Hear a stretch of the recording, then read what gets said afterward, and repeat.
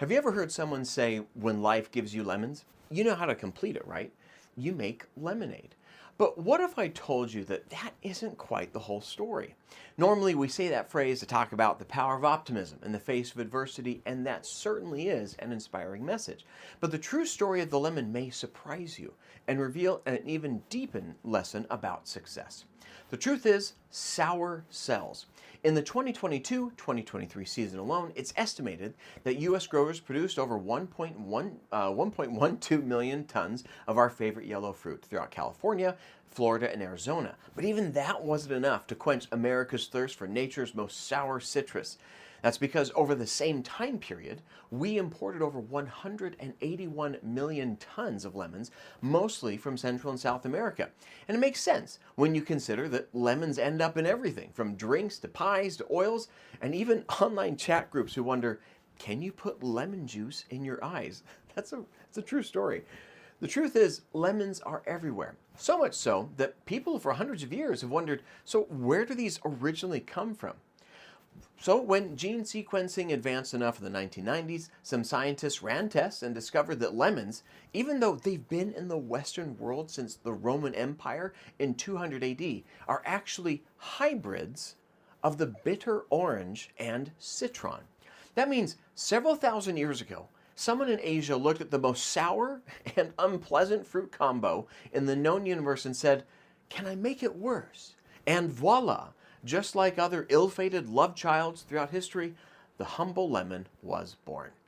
And no paper cut or unprotected eyeball has been safe since. That's because, as any baby who's been duped on YouTube to eat a lemon knows, lemons are not just sour, but they're really sour.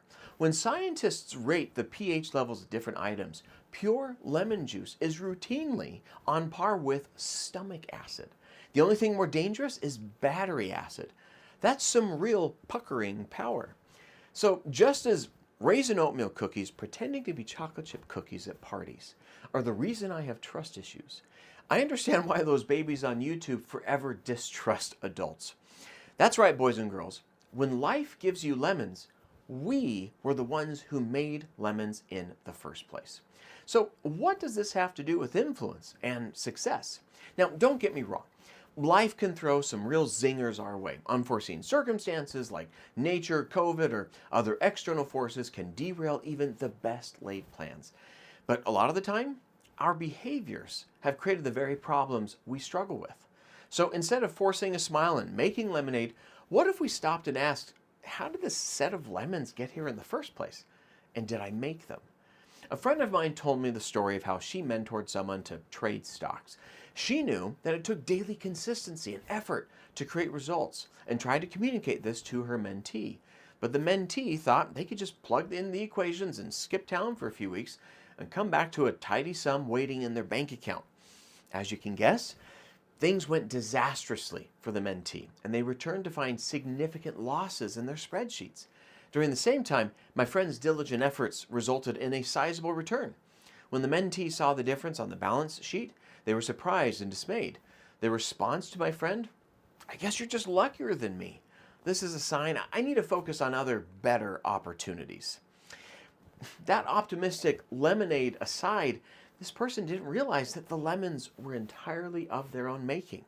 Another good friend of mine is a loan officer and once said, I initially didn't believe in mindset or personal development. It was a bit out there for me. However, over time, I saw the same people repeatedly getting foreclosed on and going bankrupt, while others who were focused on improving themselves came in time after time again to buy their next investment property.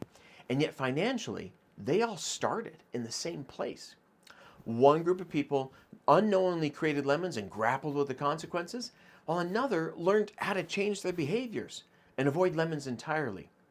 Next time you find yourself stuck in an unsolvable mess, and before you succumb to the temptation to blame fate, look in the mirror and ask yourself, how have my behaviors invited this result?